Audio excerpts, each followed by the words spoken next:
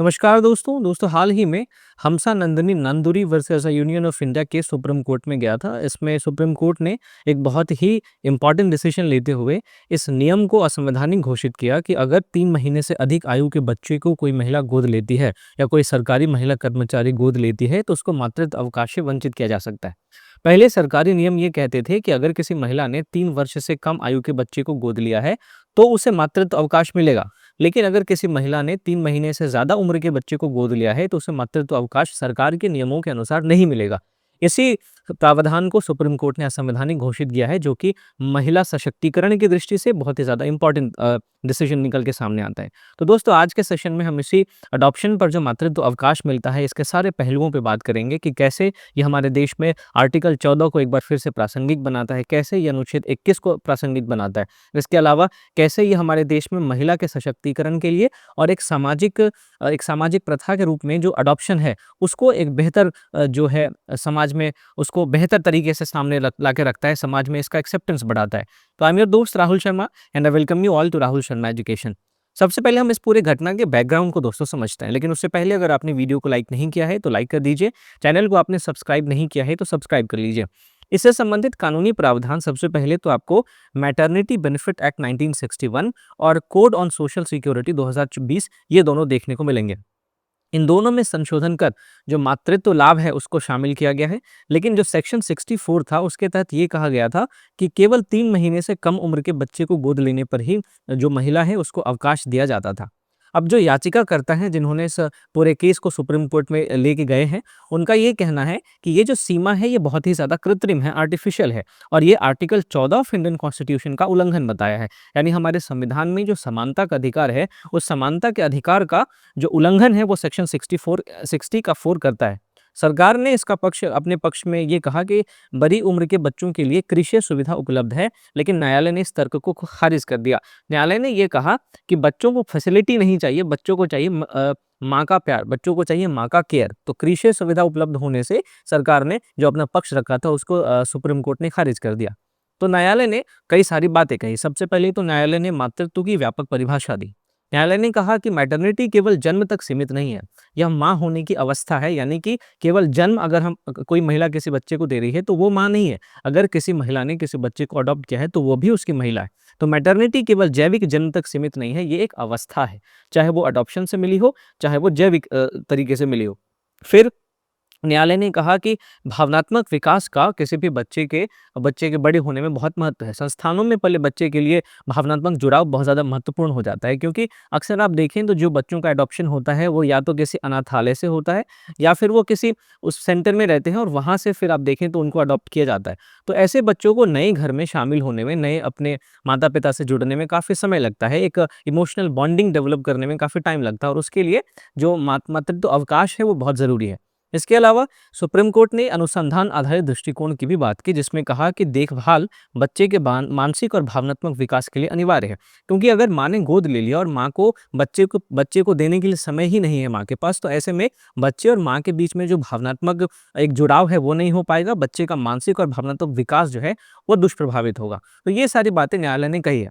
तो जो मुख्य कानूनी निष्कर्ष निकल के आए हैं इस पूरे मामले में, उसमें पहला ये है, जो juvenile justice care and protection of children act 2015 है, उसके तहत बच्चे को लीगली फ्री घोषित करने में समय लगता है।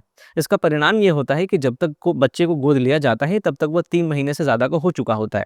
इसलिए ये जो प्रावधान है सेक्शन 60 का 4, जो कि हमारे कोड ऑन सोशल सिक्योरिटी का है, तो इसका जो ये प्रावधान है कि अगर 3 महीने से कम के बच्चे को गोद लेने पर ही मातृत्व अवकाश मिलेगा, वो प्रैक्टिकली यानी व्यवहारिक रूप से उसको फॉलो करना पॉसिबल ही नहीं है। तो व्यवहारिक रूप में ये जो प्रावधान है वो इनऑपरेटिव हो जाता है, निष्क्रिय हो जाता है। तो पहला तो कानूनी निष्कर्ष ये निकल के आया।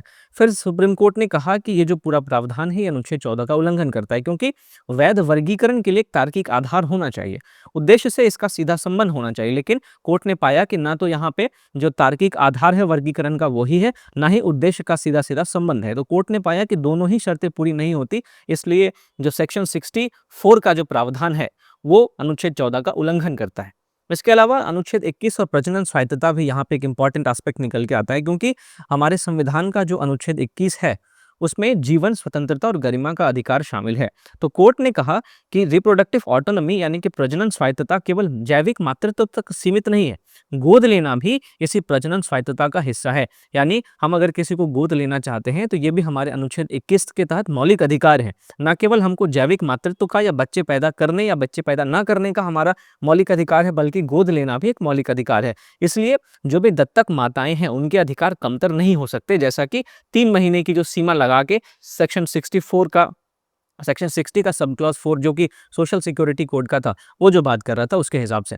तो मातृत्व अवकाश जो सरकार ने माफ कीजिएगा, जो सुप्रीम कोर्ट ने अभी दिया है, उसका उद्देश्य ये है कि एक तो बच्चे की जैविक देखभाल की जाए, और दूसरा इससे होगा ये कि माँ और बच्चे के बीच में भावनात्मक संबंध विकसित होंगे और फिर परिवार में एकीकरण भी होगा। क्योंकि दत्तक मामलों में आप देखें तो कई बार जो कानूनी प्रक्रिया होती है किसी भी बच्चे को अडॉप्ट करने में, उसमें 2 महीने से ज़्यादा निकल जाते हैं। तो 2 महीने की जो सीमा है वो अपर्याप्त है, क्योंकि लगभग 4 जो वीक है उसकी छुट्टी मिलती है मातृत्व अवकाश के रूप में।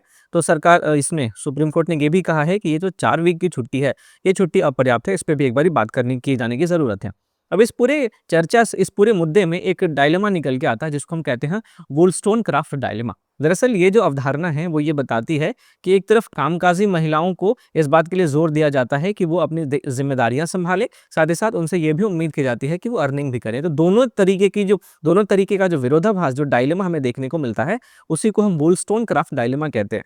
तो कोर्ट ने कहा कि मातृत्व को केवल व्यक्तिगत जिम्मेदारी नहीं माना जा सकता, पेरेंटहुड एक साझा जिम्मेदारी होती है, इसमें माता और पिता दोनों की जो है वो जिम्मेदारी होती है। तो ये जो डिसीजन अभी सुप्रीम कोर्ट का निकल के आया है, ये डिसीजन कई मामलों में दोस्तों बहुत ज़्यादा महत्वपूर्ण है, क्योंकि पहली बात, ये समानता और गैर भेदभाव को समाप्त करता है। ये समानता को स्थापित करता है और गैर भेदभाव को समाप्त करता है। जैसे दत्तक और जैविक माताओं को अब समान अधिकार मिलेगा, तो पहले दत्तक माताओं में और जैविक माताओं में, इन दोनों में अंतर था, जो कि हमारे संविधान के अनुच्छेद 14 का उल्लंघन था, जो कि समानता की बात करता है।